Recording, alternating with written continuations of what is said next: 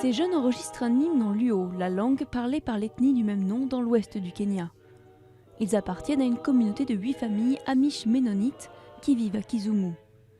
Les chants seront distribués aux églises locales dans l'espoir de convertir des Kenyans. Les premiers membres de cette communauté sont arrivés des États-Unis dans les années 90 et ont depuis maintenu une présence. Des familles viennent, restent pendant plusieurs années, jusqu'à 16 ans pour certaines. Elles construisent des églises, établissent des congrégations et participent à des programmes humanitaires. Au départ, l'idée était surtout de bâtir des églises. Et puis, ils ont vu qu'il y avait des besoins auxquels ils ne savaient pas répondre, mais une autre organisation s'en occupait et ils se sont joints à eux. Donc, ils travaillaient ensemble, mais la priorité reste de bâtir des églises. La région de Kisumu compte désormais 12 églises amish ménonites, contre 6 il y a seulement quelques années. Les habitants qui veulent se convertir doivent prendre des cours et s'habiller selon les préceptes amish. Dorothy Ojea a été baptisée par la communauté en 1997. Depuis, elle a reçu de l'aide pour manger et un puits a été construit dans son village.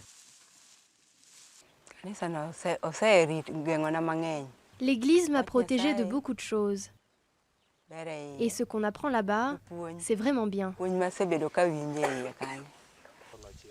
Pour convertir plus d'habitants, les missionnaires n'utilisent pas seulement la prière et les chants religieux. 2 fois par semaine, ils donnent de la nourriture aux orphelins. Ils aident aussi à creuser des puits et ils vendent des graines et des engrais à bas prix. Ils vont être très reconnaissants. Et quand ils sont reconnaissants parce qu'ils ont reçu des choses, eh bien le nom de notre Seigneur est glorifié. Ces aides de base sont apportées sans discrimination. Mais d'autres programmes humanitaires sont réservés à ceux qui ont adopté la foi amish ménonite, comme l'aide alimentaire et médicale pour les malades du sida. Les besoins sont immenses.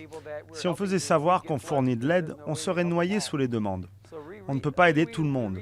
Donc nous nous concentrons d'abord sur les fidèles chrétiens, parce que nous savons qu'ils vont utiliser notre aide à bon escient. En donnant la priorité aux convertis, le message de la communauté est clair. Adopter leur foi n'est pas seulement le chemin spirituel le plus court vers la rédemption, c'est aussi le moyen le plus rapide d'améliorer son sort matériel.